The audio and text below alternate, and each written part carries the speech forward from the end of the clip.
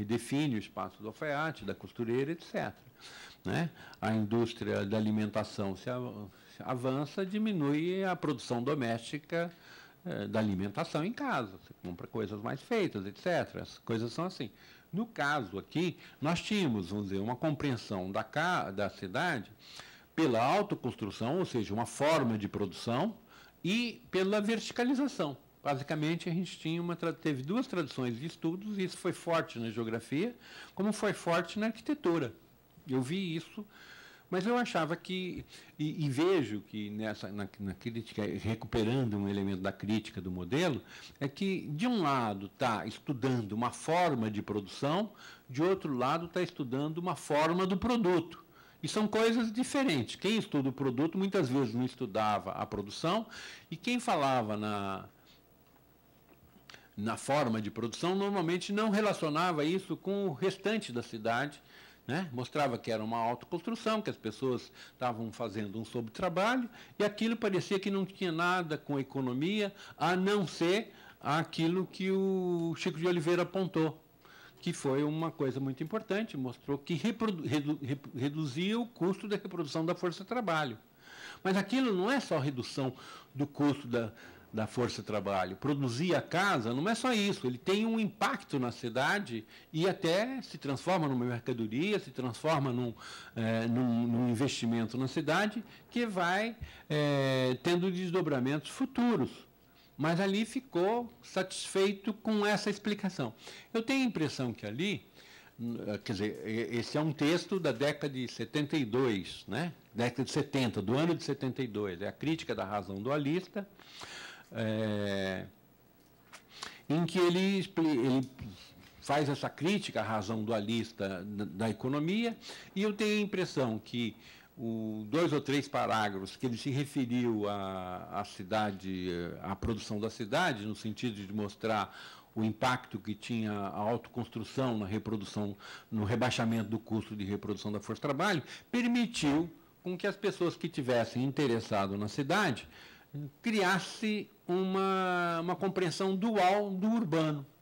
Ou seja, tem uma coisa que a cidade serve para a reprodução da força de trabalho, e tem uma outra que serve também para a própria reprodução do capital.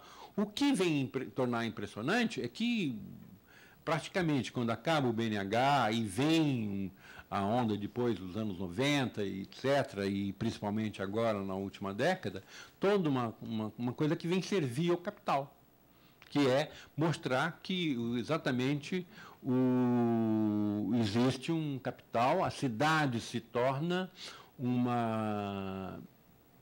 elemento da reprodução do capital, a cidade se torna relevante, né, para a reprodução do capital. E aí vem toda uma recuperação do Lefebvre, no sentido de, o Lefebvre já tinha falado nos anos 70 que a cidade, que o espaço serve à sobrevivência do capital. E isso começou a pegar mais força, a pegar mais inteligibilidade, porque que isso tornava relevante. E isso é exatamente dentro da reestruturação imobiliária, as associações que começam a ter entre propriedade imobiliária e o capital financeiro e a utilização do crédito. E isso é uma coisa que realmente mostra a importância dessa mudança, dessa reestruturação. Ainda vou falar mais um pouquinho,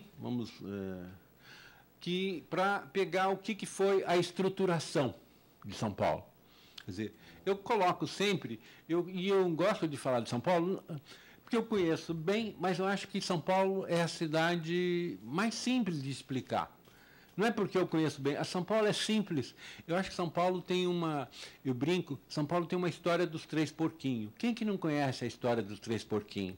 É a cidade de palha, né, que faz o primeiro porquinho, a outra casa que ele faz é uma casa de madeira, e o outro faz uma casa de tijolo.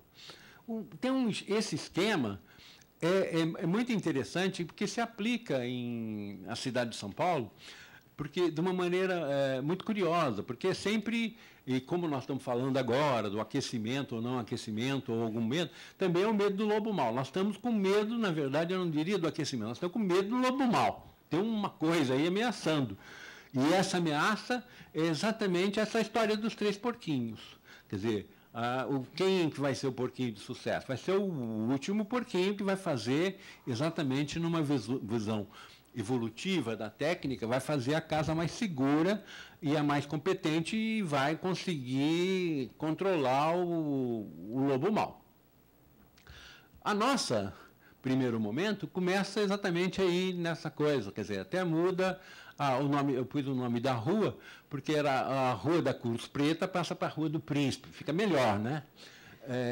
E ela e é uma foto de 1860 e 1870.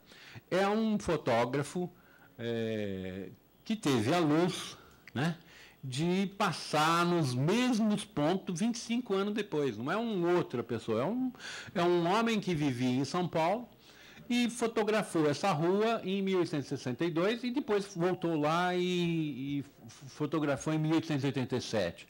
É uma coleção. Eu vou mostrar essa foto, né, porque é da mesma rua, tem um nome significativo e é um momento em que está se instalando rede de saneamento, água, rede de iluminação pública, gás e tal.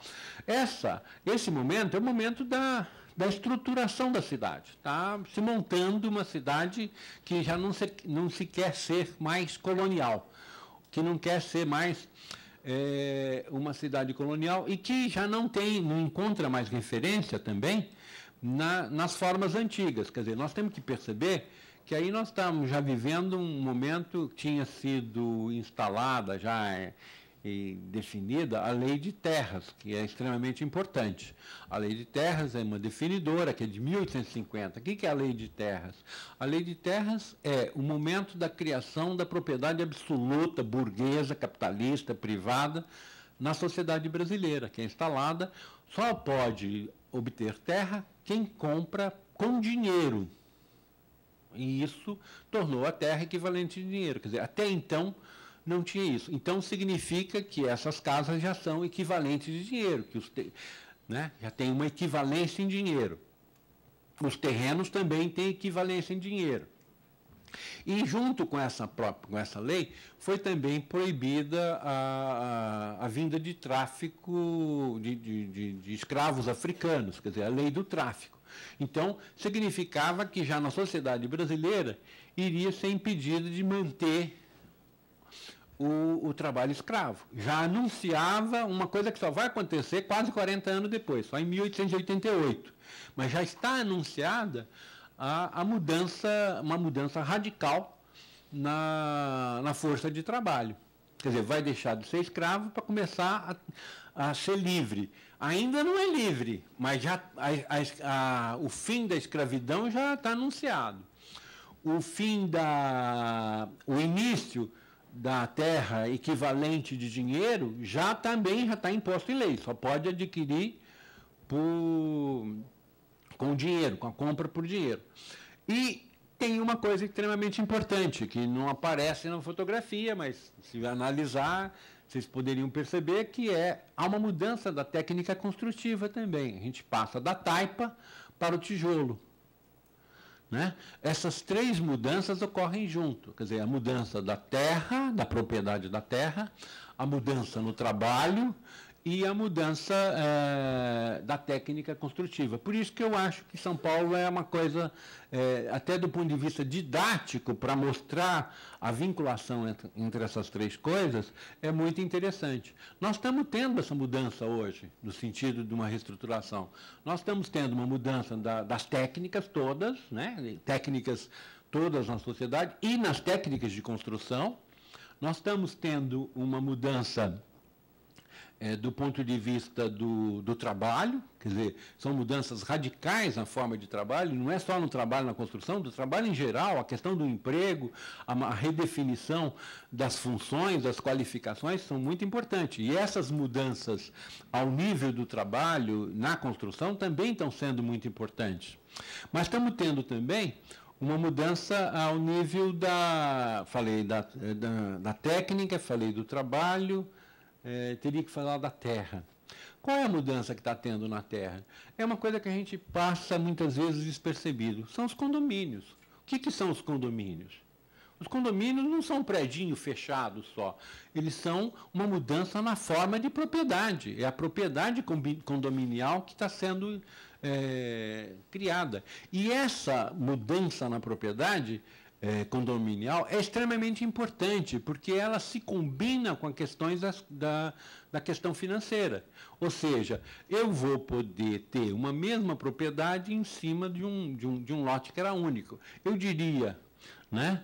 Se nessa época aqui, no século XIX, eu tive uma absolutização, agora estou tendo uma desabsolutização da propriedade da terra. Ou seja, eu estou criando uma situação, uma flexibilidade na propriedade. Mas quem está criando isso? É o próprio capital.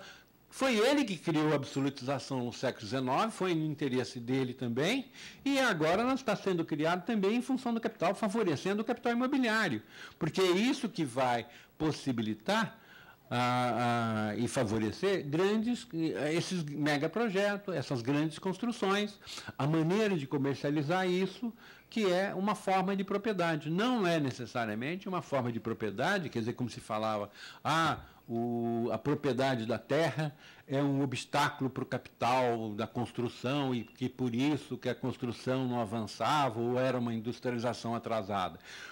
A hora que interessou para o capital mudar o sentido da propriedade da terra, ele criou os mecanismos para isso. Ele criou os mecanismos e são mecanismos associados a formas de apropriação nova da terra e a forma de apropriação nova do dinheiro também.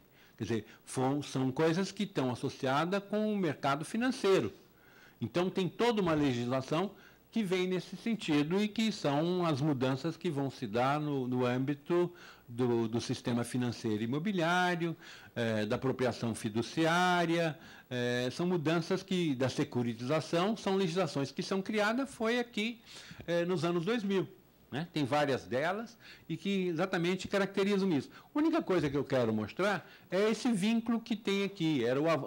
Lá no século XIX, era o avanço da reprodução do capital, exigia os desdobramentos da economia cafeeira, que possibilitava a expansão das condições urbanas.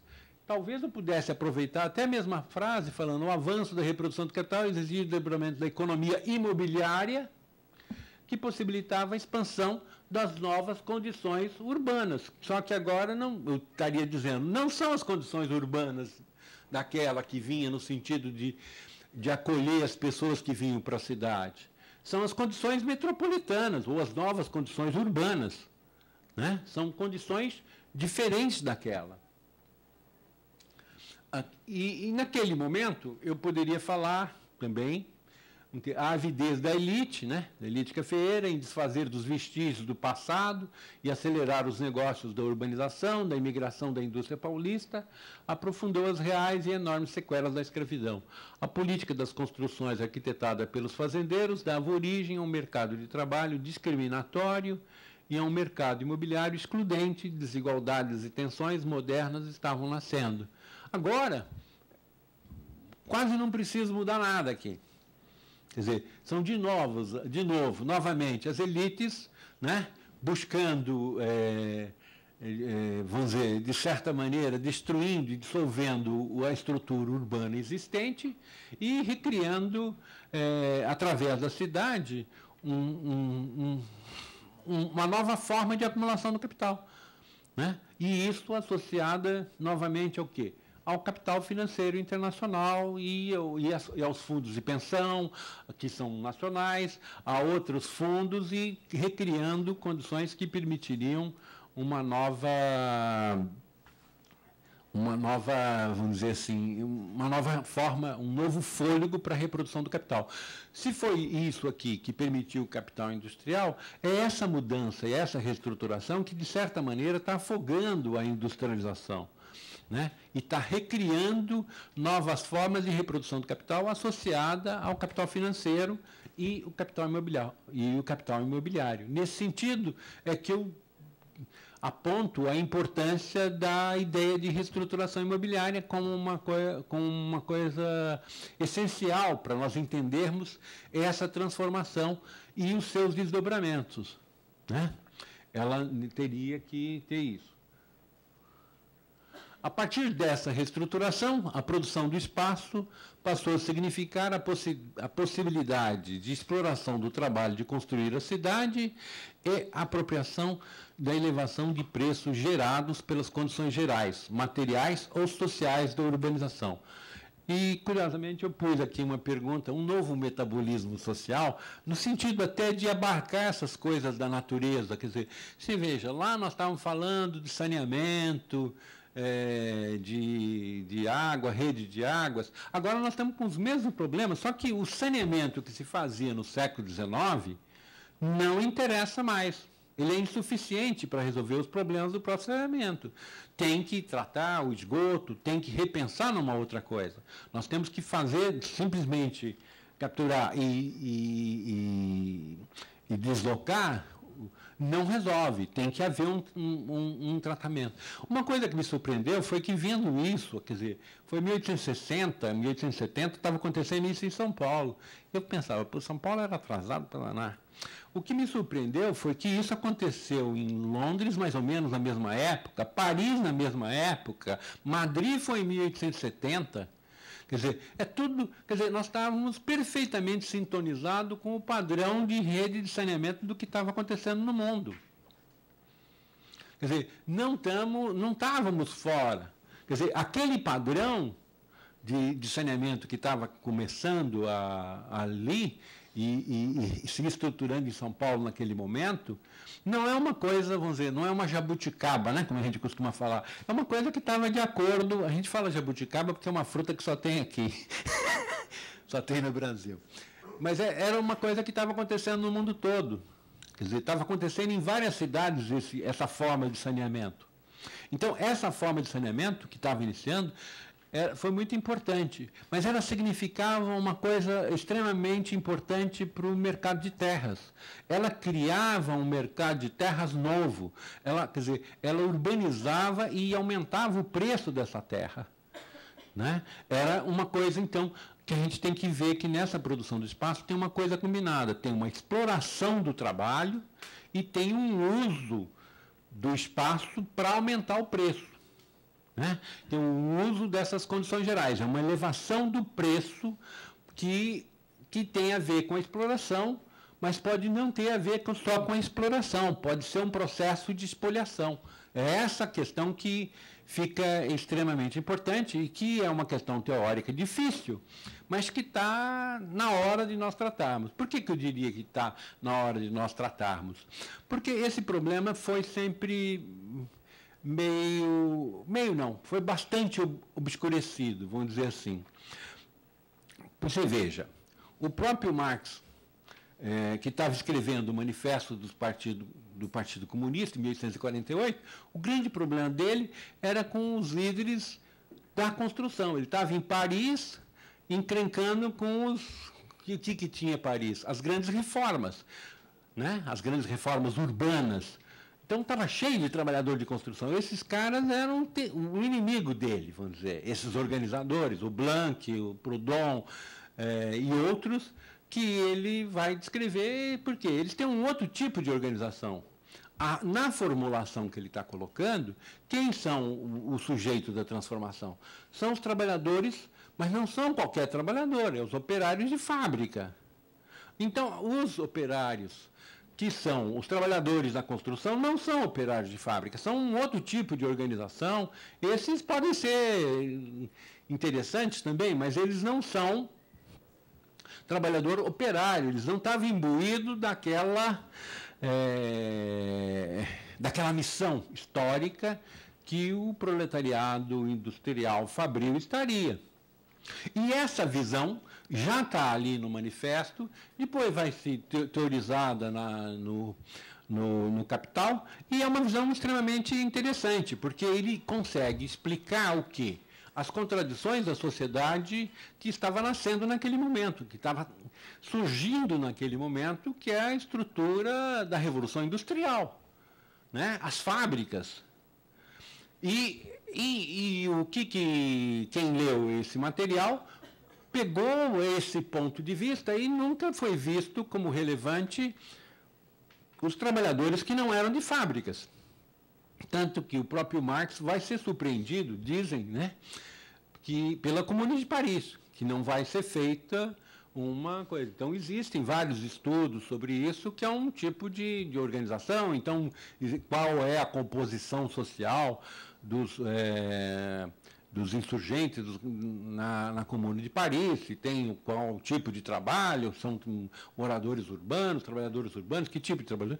É uma controvérsia interessante, mas é um levante claramente urbano, contraposto aos outros, que foi a tônica de toda a luta social, no sentido de pensar o trabalhador industrial, de pensar o trabalhador fabril. E a tônica no sentido de que é uma exploração da força de trabalho que está corrente ali. Uma coisa que tem, então, tanto do ponto de vista do entendimento da economia, é essa visão fabril. Essa visão fabril, tanto para pensar a economia industrial, como para pensar a luta de classe, como para pensar a luta social.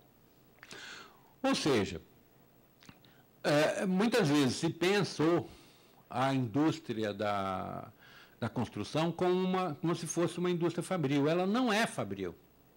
Então, todos os objetivos que se pensavam durante o BNH, por exemplo, a pegar um período aqui, que é o Banco Nacional da Habitação, e no sentido de industrializar a construção, não era, já tinha acontecido a industrialização da construção.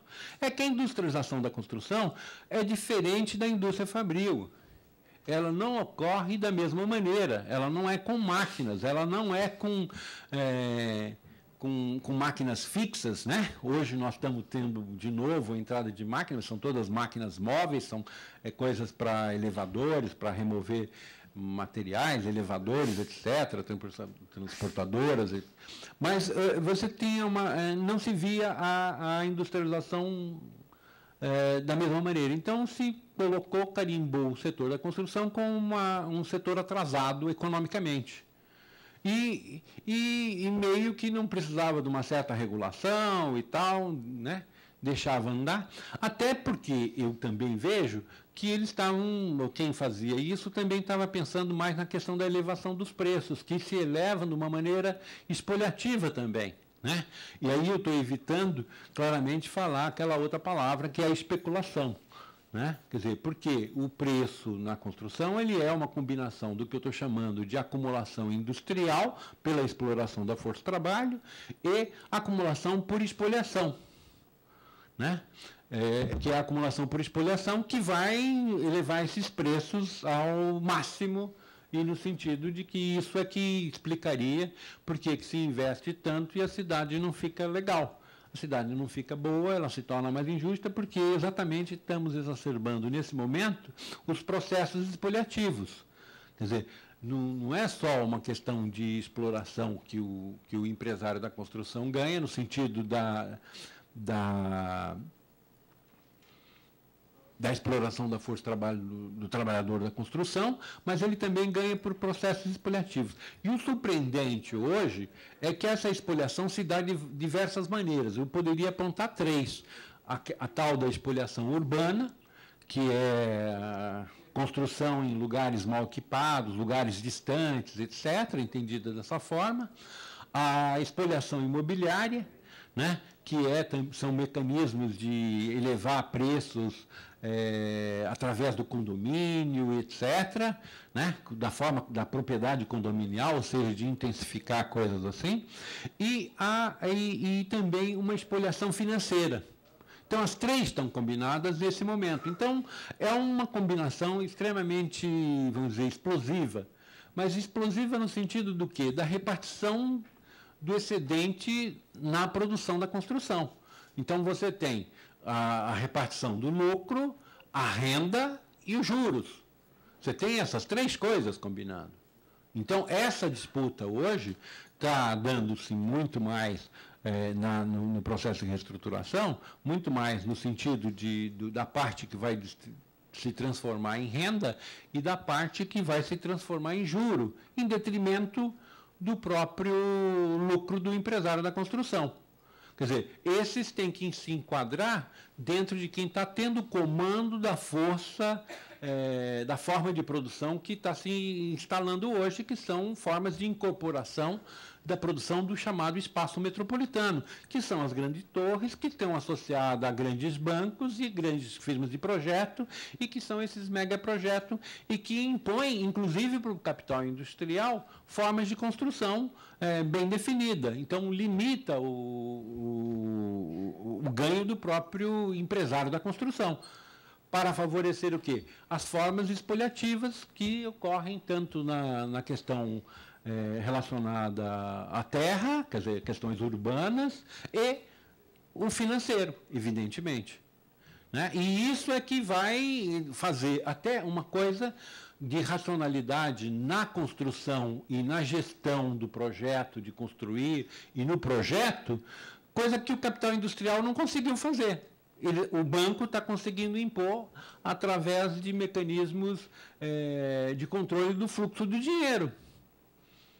Então, é uma coisa que mostra exatamente o alcance dessa reestruturação quando ela passa a ser dominada pelo capital financeiro e impõe regras, inclusive, para o capital industrial, que ficava ali meio ganhando dos dois lados, como se não soubesse direito o que deveria fazer, como se não quisesse industrializar uma industrialização que já vinha ocorrendo há muito tempo, que é uma industrialização marcada já desde o século XIX pelo uso capitalista da terra, mas que aí é uma coisa extremamente importante da gente perceber que muda o uso da propriedade da terra. Quer dizer, se ela antes significava praticamente um obstáculo, ela agora passa a ser uma forma de alavancar o excedente. Ela passa a ser uma forma de alavancar os ganhos que vão ocorrer sob a forma de renda e a forma de juros. E, em detrimento, é claro, o capital industrial vai continuar ganhando o normal dele, fica calmo, nós vamos fazer a obra, mas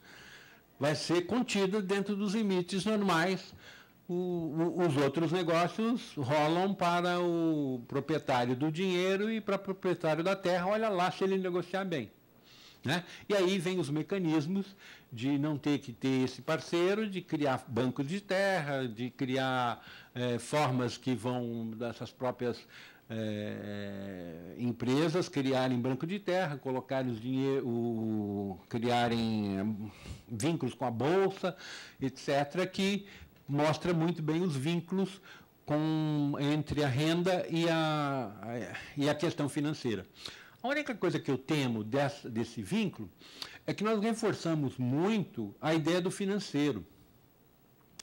E eu temo que, ao reforçar muito a ideia do financeiro e a importância das redes financeiras, a gente perca de novo a importância que tem a propriedade da terra e qual é o significado que tem a produção e a construção no uso da terra. Por que isso? Porque construir espaço é construir um produto completamente diferente dos outros, vamos dizer assim. É construir um produto que é totalmente construído, mas o copo eu levo para qualquer lugar, a garrafa eu levo... A casa não. A casa é um produto imóvel. E mais interessante ainda, se eu pegar a linguagem do Polanyi, Karl Polanyi, ele fala que é uma mercadoria fictícia. Porque é interessante a definição dele. Ele fala, a terra é uma mercadoria fictícia. Por quê? Porque ela se contrapõe às outras mercadorias, que são mercadorias reais, mercadorias produzidas para vender. A terra não é um produto produzido para vender. Então, você tem essa dimensão, essa coisa da coisa fictícia e da mercadoria real. Só que a casa, vamos dizer assim, o bem imobiliário, ele é um produto híbrido nesse sentido. Lembrando, ele não usa essa palavra. É que ele fala em mercadorias reais e mercadorias fictícias. A hora que eu vendo um edifício, eu estou vendendo uma coisa real e uma coisa fictícia. Eu estou vendendo o que foi construído, que é uma mercadoria, a casa construída para vender, e estou vendendo a propriedade da casa, a propriedade do terreno que vai junto com a casa. Então, nesse sentido que é preciso ressaltar o caráter imobiliário desse negócio. E imobiliário no sentido de ter a casa construída, um bem construído, e um bem que não foi construído, mas está entrando como como parte do negócio. E esse fato de ser parte do negócio é que me dá as duas dimensões. De novo, eu estou com a categoria da exploração da força de trabalho e com a categoria espoliação. E espoliação nas suas várias formas, né? Na forma urbana, na forma imobiliária, na forma financeira. Tem alguns que falariam assim, está tendo uma renda à la Marx e uma renda à la Engels. Por que uma renda à la Engels? Por causa do Engels, que ele, no caso da habitação, ele mostra muito bem como é que dá a composição do aluguel. O preço do aluguel é uma série de coisas, né? O preço do aluguel não é só renda, o preço do aluguel tem os juros da construção, tem a taxa de manutenção da casa, tem uma série de coisas que compõem o preço do aluguel. Então, ter essa percepção é muito bom, porque tem uma série de coisas que estão junto no preço do aluguel e que estão no preço do imóvel também. Mas tem sempre uma parcelazinha que é daquela mercadoria fictícia, que é sempre, e que a gente chama aqui de renda da terra. Agora, uma coisa interessante da gente tentar evitar é pensar que a renda vem da terra. A renda não vem da terra. Quer dizer, a renda é uma relação social de monopólio de propriedade de um recurso. Quer dizer, no caso aqui, é da renda da terra. Porque é da propriedade da terra, é da propriedade do imóvel. Mas poderia ser da renda da água, poderia ser da renda de uma marca, qualquer outra coisa que pudesse ser apropriada sob a forma de monopólio e entrar num negócio qualquer. Então, a renda é uma categoria para compreender uma relação social que participa do processo de produção como uma relação monopolizadora de um recurso. E nesse fato de ser monopolizadora é que ela gera renda. Então, a gente precisa, ou seja, desnaturalizar essa ideia da renda da terra. Então, não, hoje não tem mais renda da terra porque está tudo construído, que não sei o quê, que isso aí foi produzido. E não é essa a questão. A questão é da propriedade monopolizada. A renda não é essa a questão. Então, muitas vezes se confunde essa relação social. Então, nós temos uma relação social de exploração, que é do trabalho de construir, e tem uma relação social que precisa ser compreendida, que é o monopólio da propriedade privada do imóvel. E isso aí é que permite criar a renda, né? Falei do imóvel porque estamos falando de cidade, etc. Se fosse, falaria de outra coisa, que é uma coisa. Aqui eu vou trazer uma contribuição que é onde eu vou praticamente parar a minha exposição, que é no sentido de uma contribuição. Ele é um autor até bastante conhecido aqui na América Latina, no Brasil, ele veio várias vezes. É o Samuel Jaramillo, né? Ele é bastante conhecido, mas as ideias dele não avançam. E eu acho muito curioso isso, gosto muito dele para falar de outras coisas e não do que me parece a contribuição essencial dele. É um mau uso de um autor, nem sei por que ele se deixa fazer assim com ele, quer dizer, com a produção dele. E esse texto aqui é um texto que chama As Formas de Produção do Espaço Urbano. É um texto, é uma tabela de um texto da década de 70. Recentemente, ele escreveu um calhamaço, que é em direção a uma renda urbana, a renda da terra, não sei o quê. Fez aí uma contribuição, eu acho que ele se meteu numa bela confusão, mas tudo bem. Eu acho que ele acompanhou, foi a consequência do trabalho que ele fez. Eu só quero aproveitar a tabela dele para mostrar como é que tem uma contribuição importante e, ao mesmo tempo, por onde a gente poderia andar. Por que eu considero uma contribuição importante? Veja, eu estou falando de espaço, de produção do espaço, já estou falando de uma produção do espaço em outro nível completamente diferente do que eu comecei a falar no início. Isso que eu queria que vocês percebessem. Eu falei de produção do espaço e agora estou falando também de produção do espaço, mas é uma coisa que eu diria, então, para conseguir distinguir isso, eu diria, Lá eu estou falando de um processo global de produção do espaço, e aqui eu estaria falando de um processo imediato de produção do espaço. É aquilo que é a construção. Como é que rola a construção num canteiro de obra? Como é que é a indústria da construção? Porque as duas são produção do espaço, né? Eu tenho uma produção do espaço que é essa construção imediata, e é isso que ele trata. E a gente trata muitas vezes o que eu estou chamando de processo global de produção do espaço com o mesmo nome. E tem o mesmo nome, porque as duas são produção do espaço, mas são coisas que a gente teria que pensar em como integrar, como aproximar essa produção global e essa produção imediata. Coisa que o Marx fez com brilhantismo na questão do estudo que ele fez sobre a produção fabril, mas na questão da produção do espaço, eu tenho a impressão que a gente teria que fazer um processo semelhante e a gente não consegue avançar. E não conseguir avançar por uma coisa que é esse entendimento que essa tabela traz, que mostra que exatamente nós não somos uma... Nós não temos, no caso da produção do espaço, nós não temos uma forma de produção fabril, porque você veja, ele fala autoconstrução, produção por encargo, promoção capitalista, produção capitalista estatal desvalorizada. Ele percebeu que não é uma evolução, vamos dizer assim, e uma evolução seria errado, né? São os tempos do processo de produção e a organização dos agentes, é que a autoconstrução não é autoconstrução. A gente poderia chamá-la do quê? De doméstica. A produção doméstica é uma produção para uso próprio, produção familiar, etc. A produção por encargo é, evidentemente, a produção por encomenda. A produção capitalista não é produção capitalista, todas são produção capitalistas. Todas as formas são produção capitalista. Só que uma tem relação capitalista e a outra não tem. Essa aqui é uma produção por mercado. Tem relações capitalistas, ou seja, tem relação de trabalho assalariado e tem exploração do trabalho. A produção doméstica é também uma produção capitalista, só que não tem relação de exploração, né? Então, a dificuldade que a gente teve foi de pensar o que é relação capitalista, né? O que é produção capitalista. Então, nós temos tudo como produção capitalista, mas nem todas as formas têm relações sociais capitalistas. Então, a doméstica é uma produção capitalista, porém, não acontece com relações capitalistas.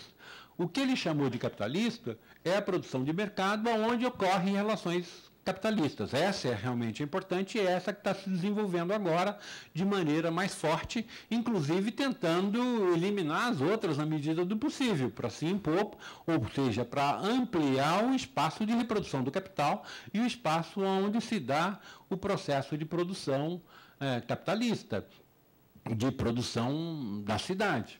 Então, essa distinção aqui, eu achei extremamente interessante dele, a hora que ele mostra essas formas de produção, porque vamos dizer, ele faz um rompimento com a visão industrial.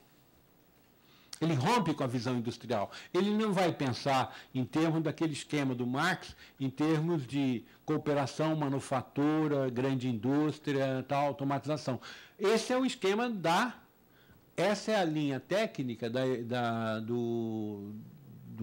produção fabril. Não serve para cá.